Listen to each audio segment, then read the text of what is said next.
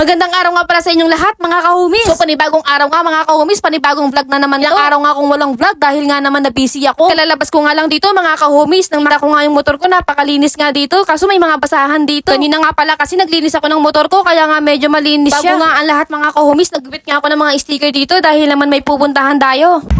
Kuha ba na, malinis ka na? Nagilamos ka na? Ikaw, malinis ka na? Nagilamos ka na? Ikaw? Nagilamos ka na? Linis nyo na. Promise, malinis na kayo? Mukhang at nung nakaalis na nga ako sa may bahay namin, may mga ilan nga dito nangihingi ng sticker. So, syempre, bibigyan naman natin sila dahil naman nakikilala nila tayo. Thank you. Thank you.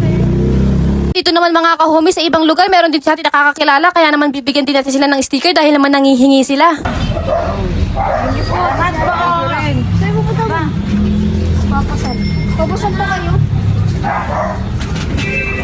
Ang dami nga nagtataka kung bakit ba ang dami nanghihingi ng sticker sa akin. Sabi naman nila, sticker lang naman yan. Hindi ko rin alam kung bakit marami nanghihingi ng sticker sa akin. Pero sa isip ko kasi mga kahomies, sa lahat po kasi ng mga nag-content o kaya sa lahat ng mga nagpapagawa ng sticker, ako lang kasi yung paiba-iba yung ginagawa dahil naman mga kahomies, ayoko rin magsawa yung mga nanghihingi sa akin na paulit-ulit lang yung mga binibigay ko sa kanila. Kaya naman kung maaari gumagawa talaga ako ng iba't ibang design ng sticker. At nakakatuwa rin naman mga kahomies dahil naman na kahit na may binata na o kaya mga geng-geng na yung mga nanghihingi ng sticker sa akin, natutuwa ako dahil naman mga karamihan talaga kasi nanghihingi sa akin puro mga bata, pero ngayon nakikita ko talaga yung mga geng-geng na. Thank you.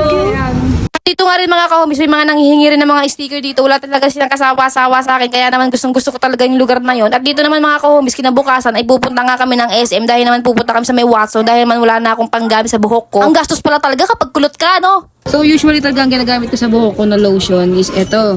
So tatry natin to. So ano bang pinagkaiba niya dito at saka dito? Pares lang talaga sila as in. Ito lang po sa pinagkaiba. Ano to? Spray. Tapos ito, Ito yung... Didukot. Didukot talaga.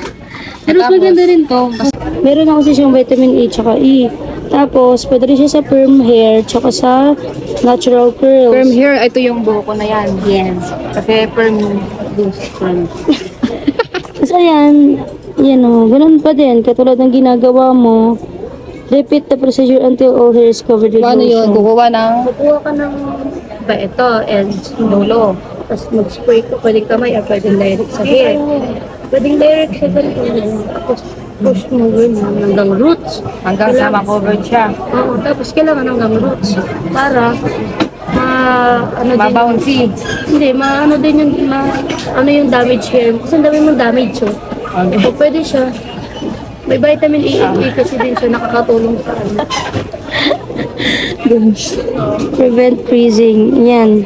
Apply more shine, smoothness, and no fingers style. No need to blow dry. Okay. Finger style kasi to.